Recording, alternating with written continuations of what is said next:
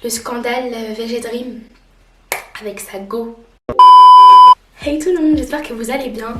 Alors aujourd'hui on se retrouve pour une nouvelle vidéo et dans cette vidéo je vais vous parler un peu de tous ces trucs qui se passent en ce moment. Donc voilà, coronavirus.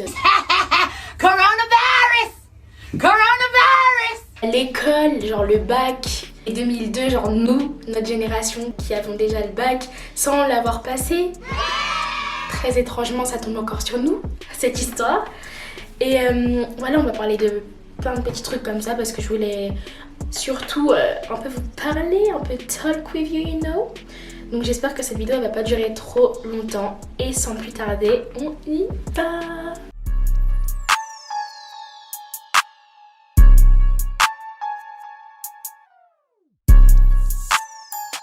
Donc le premier sujet qu'on va aborder c'est celui du coronavirus. Donc voilà, vous savez très bien la situation dans laquelle on est en ce moment. Genre tout le monde entier est confiné. Est-ce que vous vous imaginiez quand vous fêtiez votre nouvel an que cette année allait commencer se passer aussi mal en fait? Bon, c'est pas aussi mal, mais c'est que qui imaginait que cette année elle allait être comme ça? Genre vraiment on était là en train de faire le nouvel an, célébrer cette fête et tout. Et genre on se disait ouais 2020 c'est notre année, 2020 yeah yeah.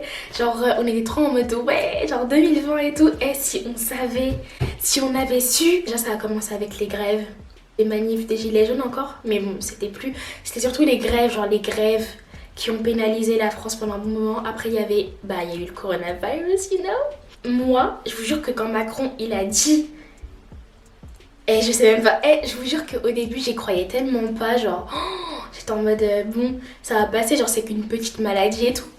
Et là je vois que ça avance, enfin genre ça suit son cours et tout. Et Macron il commence à dire oui on ferme les écoles, les lycées et tout. J'étais choquée, j'étais en mode mais non. En 18 ans d'existence j'ai jamais vu ça, genre de ma vie, c'est un truc de ouf. Et ouais, qui imaginait ça? Alors bon voilà, donc la situation elle a évolué entre temps. Ces derniers week-ends, il y a eu pas mal de personnes qui sont sorties, genre à l'extérieur, en mode pompez up, c'est la fête. Mais non en fait les gars, genre restez chez vous. On sait que c'est dur, voilà, tout le monde n'habite pas dans une grande maison. C'est compliqué, mais genre faisons l'effort parce que les gens qui sortent, ils se rendent pas compte qu'ils transfèrent encore plus le virus. Et déjà là on est parti pour pas reprendre les cours avant je sais pas combien de temps. Enfin là normalement ce serait en mai je crois, début mai. Mais who knows, genre déjà lundi Macron il va encore parler pour nous dire qu'on entre encore dans 2 semaines de confinement en fait. Donc à quoi bon sortir? C'est trop bizarre de voir que en un instant on peut ne plus rien faire sur cette terre. Vous voyez pas comment c'est trop bizarre cette situation? Genre on est tous là chez nous, le monde il s'est arrêté complètement de fonctionner. Enfin, c'est un truc de ouf.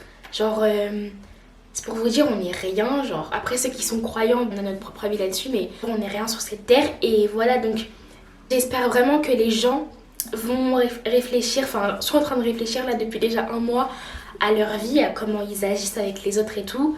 Parce qu'il y en a qui se croient vraiment au-dessus de tout le monde. Ce genre de situation ça nous rappelle que on est personne en fait, genre sur cette terre, en un claquement de doigts tout s'arrête. Donc vraiment j'espère qu'il y aura un grand nombre de personnes qui vont se remettre en question et voilà genre essayer de changer, parce que vraiment il y a des personnes qui sont trop égoïstes. Genre regardez les gens qui font les courses, il y en a je suis d'accord que c'est pour 1 semaine ou 2 semaines qu'ils font leurs courses, donc c'est normal qu'ils prennent beaucoup d'un coup.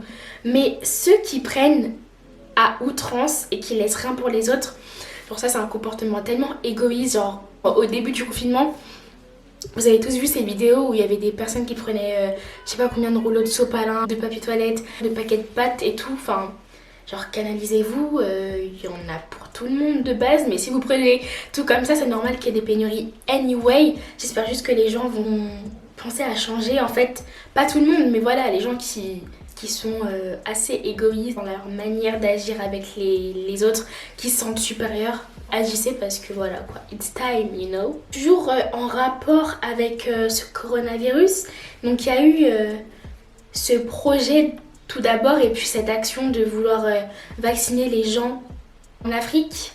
Mais en fait, pourquoi vouloir aller donner ce vaccin en Afrique alors que c'est ici déjà qu'on souffre le plus de cette maladie, genre en Europe.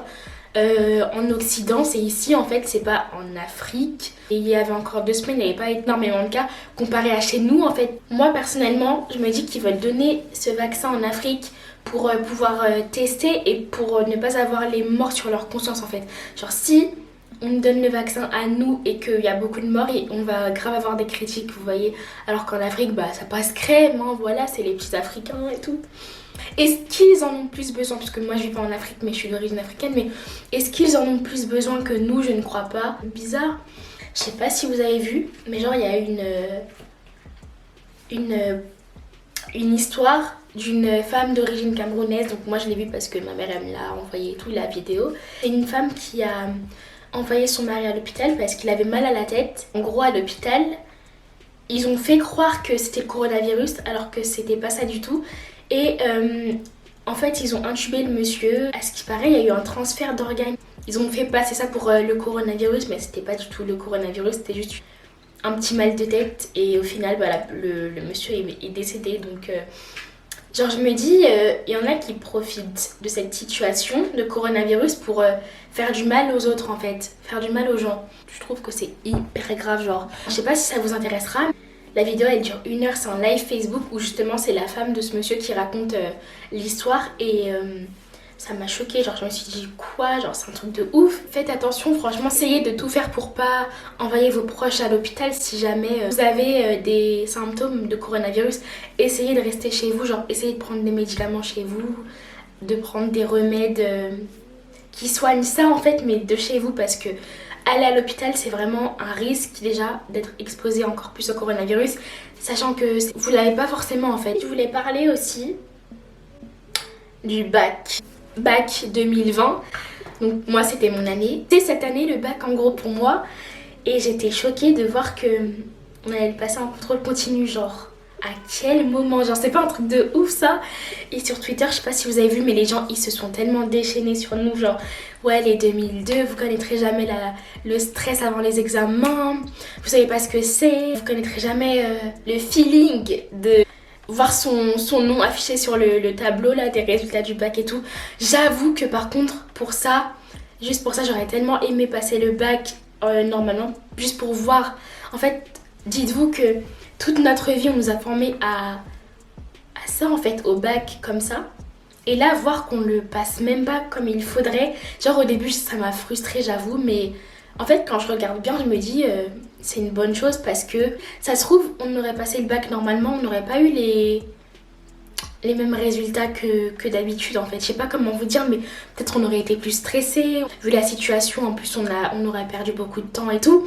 Je me dis c'est une bonne chose parce que moi je sais que j'ai travaillé toute l'année, donc je sais que c'est une bonne chose pour moi. Après je sais que j'ai des potes, c'est pas forcément une bonne chose parce que parce qu'ils comptaient se rattraper au bac tout simplement. Pour moi c'est bien, mais après je sais que pour d'autres c'est très embêtant, genre c'est stressant, c'est encore plus stressant parce que du coup ils savent pas trop s'ils vont l'avoir et tout.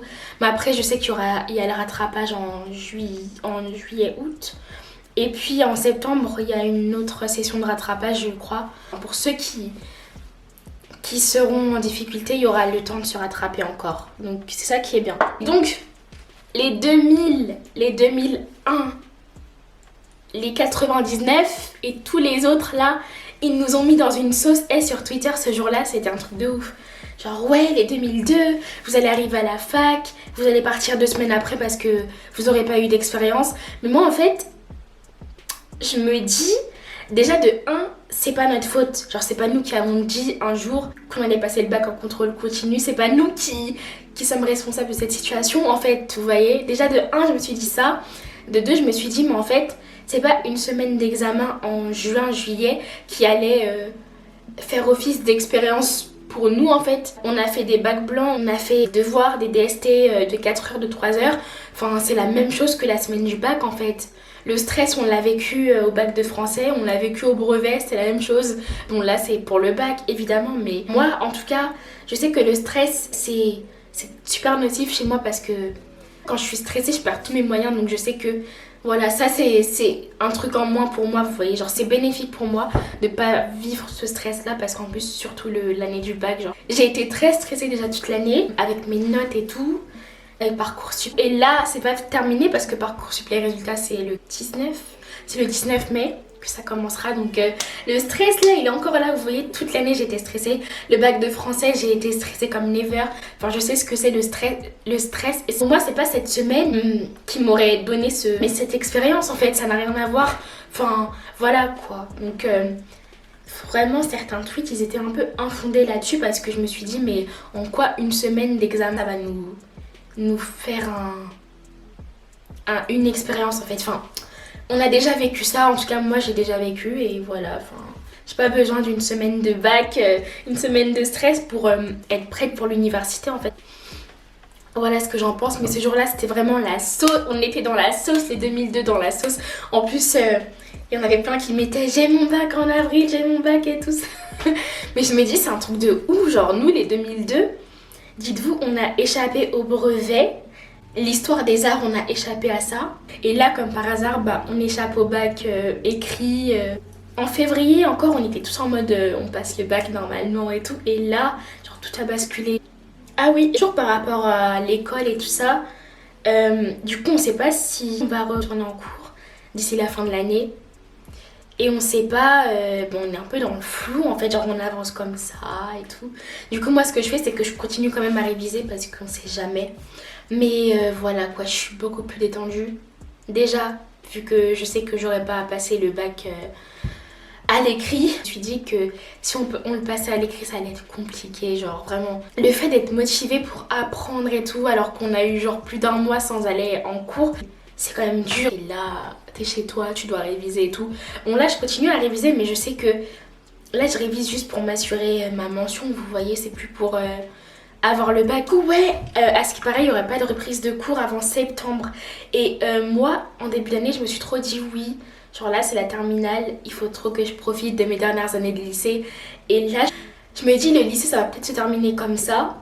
Et ça me fait un peu de peine parce que moi, je suis grave quelqu'un de... pas de nostalgique, mais je sais pas comment dire. J'aime trop vivre les moments à fond. Et surtout, la terminale, je me suis dit, c'est ma dernière année de lycée.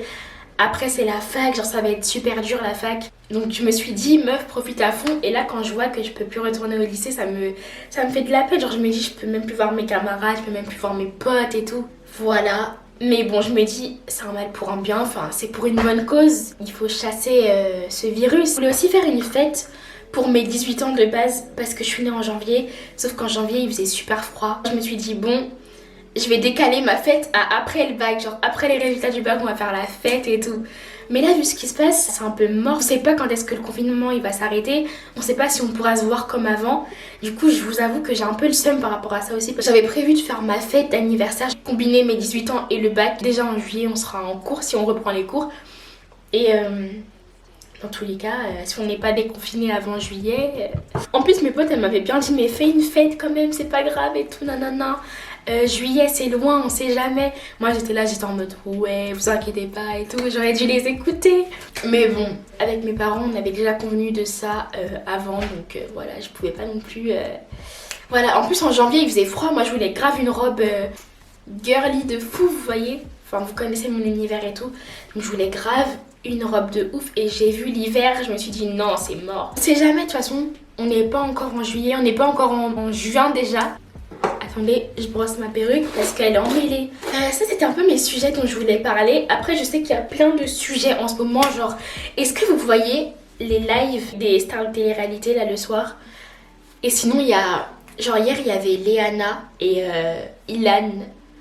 Elle c'est un truc de ouf, genre la vidéo elle a fait tout Twitter. Et sinon il y a les lives de Chata du 7-7 là avec l'autre là Matsco, un truc comme ça.